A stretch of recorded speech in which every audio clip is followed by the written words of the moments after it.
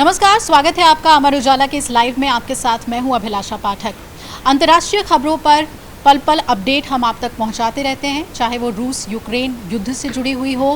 प्रधानमंत्री वहां पर पहुंचते हैं और उसके बाद पूरी दुनिया की उम्मीद जग जाती है कि अब शांति बहाल का रास्ता निकल जाएगा, क्योंकि प्रधानमंत्री यूक्रेन पहुंचे हैं। लेकिन जैसे ही पीएम आते हैं, रूस और यूक्रेन के बीच युद्ध और गहराता हुआ नज़र आ रहा है। कहा जा रहा है कि 9/11 सा हमला वहाँ पर हुआ है और उसके बाद रूस अब अपनी स्ट्रैटेजी में बदलाव कर रहा है, बड़ी तैयारी कर रहा है यूक्रेन को दो तरफा घेरने के लिए।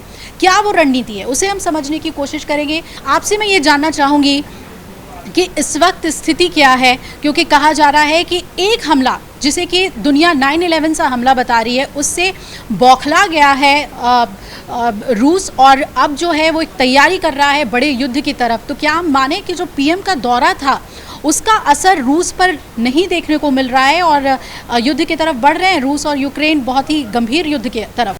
देखिए अभिलाषा, ये समझना बहुत जरूरी हो जाएगा कि भारत की कोशिश दरअसल क्या है। भारत वहां पर युद्ध रुकवाने की अपील करने जरूर गया था। भारत की जो भूमिका है वहां पर एक युद्ध रुकवाने में एक शांति के प्रयास के अंदर सहायक की जरूर हो सकती है, लेकिन हमारे पास कोई ऐसा लीवर नहीं है, हमारे पास कोई ऐसी दवा नहीं है कि या ऐसी कोई फायर एक्सटिंग्विशर नहीं है कि तत्काल इस जंग की आग को हम बुझाते हैं। और ये बहुत समझने की जरूरत है।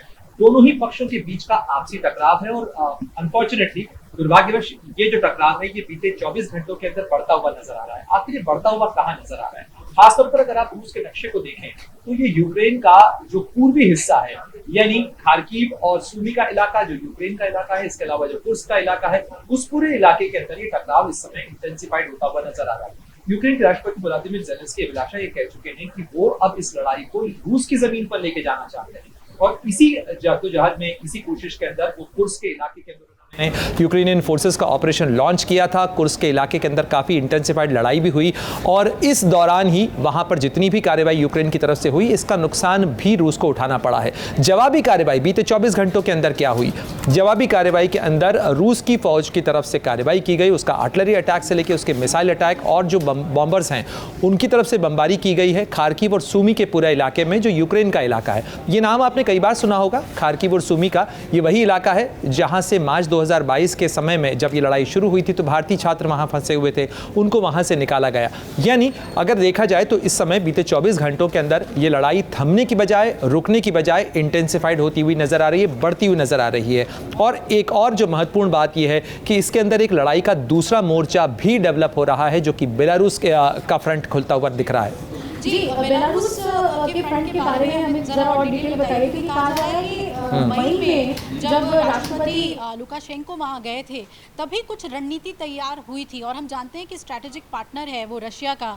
तो क्या दो तरफा युद्ध में उलझ जाएगा यूक्रेन आने वाले समय में?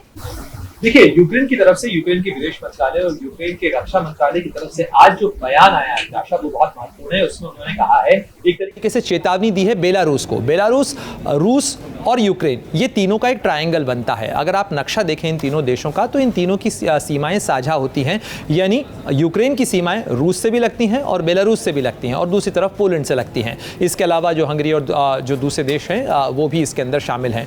लेकिन जो महत्वपूर्ण जो मोर्चा है वो रूस, यूक्रेन और बेलारूस का है। और ऐसे में यूक्रेन के रक्षा मंत्रालय की तरफ से आज जो बयान दिया गया है अभिलाषा, उसमें कहा गया है कि हम चेतावनी देना चाहते हैं कि बेलारूस ने सरहद के ऊपर जो अपनी फौजें जमा की हैं, साथ ही जो वैगनर ग्रुप है उसके फौजियों को वहां जमा किया है, उन्हें वो पीछे हटा ले और इतना पीछे हटाए कि वो रूस की वो जो बॉर्डर है, बॉर्डर की फायरिंग रेंज से पीछे चले जाएं वो।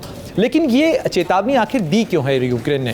क्योंकि हाल ही में कुछ मूवमेंट देखने को मिला है जो बेलारूस की फौज के, बेलारूस की बॉर्डर के ऊपर देखने को मिल रहा है, बेलारूस और यूक्रेन की बॉर्डर के ऊपर, कि उसने अपने फोर्सेस का एक एमासिफिकेशन किया है, यानी अपना जमावड़ा वहां पर बढ़ाया है। और बेलारूस की तरफ से जो बयान आ रहे हैं, कहा जा रहा है कि वो अपनी एक फौजी एक्सरसाइज कर रहा है और इस एक्सरसाइज के कारण उसने अपने फौजियों को वहां पर जमा किया। एक मिलिट्री एक्सरसाइज, एक रूटीन मिलिट्री एक्सरसाइज है। लेकिन ऐसे में जबकि इस ट्रायंगल को आप भी अच्छी तरीके तरीके से समझ रही हैं कि ऐसे में अगर कोई भी एक नया मोर्चा खुलता है तो यूक्रेन की समस्या इसलिए बढ़ जाएगी क्योंकि कीव से बहुत नज़दीक है बेलारूस की बॉर्डर।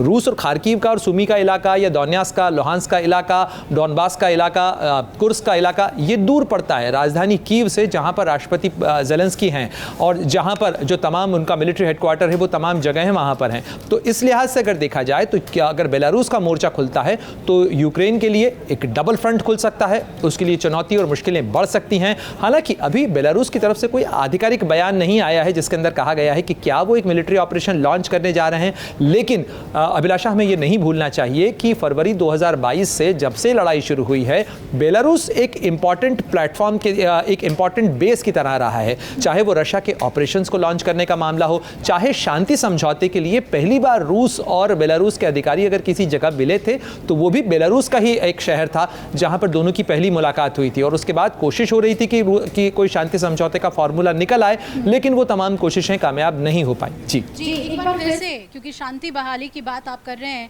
प्रणय, तो मैं फिर से प्रधानमंत्री, अगर आप ये वीडियो YouTube पर देख रहे हैं तो हमारे चैनल को सब्सक्राइब करें और बेल आइकन को दबाना ना भूलें। अगर आप Facebook पर ये वीडियो देख रहे हैं तो हमारे पेज को लाइक करें।